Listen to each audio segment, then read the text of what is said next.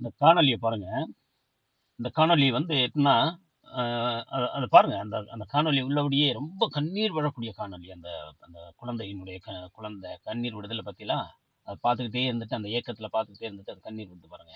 இதே மாரி காரைக்குடியில ஒரு சம்பவம் நடந்தது.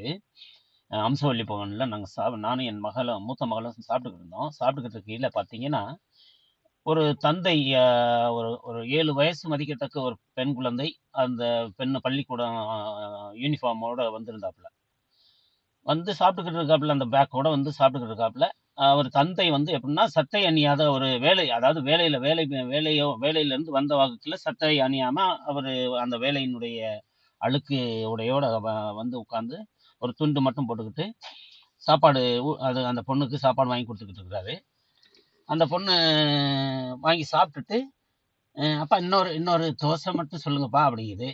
அதுக்கு அவரு என்ன செய்றாரு அப்டின்னா, அவர்ட்ட "அம்மா அப்பா சாயந்தரம் உனக்கு நான் வேல முடிச்சுட்டு, நான் உனக்கு பார்சல் வாங்கியாந்து தர்றேன்ம்மா" அப்படிங்கிறாரு. அப்ப நான் புரிஞ்சுக்கிட்டேன்.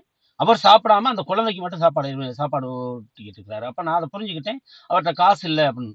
உடனே நான் என்னன்னா, "குழந்தைக்கு பிறந்த நாளா?" அப்படின்னு கேட்டேன்.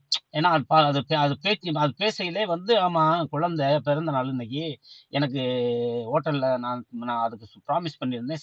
ஹோட்டல்ல உனக்கு சாப்பாடு வாங்கி தரேன் இன்னைக்கு பிறந்த நாள் அன்னைக்கு" அப்படின்னு ப்ராமிஸ் பண்ணியிருந்தேன். ஆனா என்ட்ட அப்படின்னாரு. அப்படிங்கையில அவர் வந்து காசு இல்லைன்னு சொல்லாம அப்படின்னு சொன்னாரு. சொல்லையில எனக்கு கொஞ்சம் மனசு வருத்தமா இருந்துச்சு.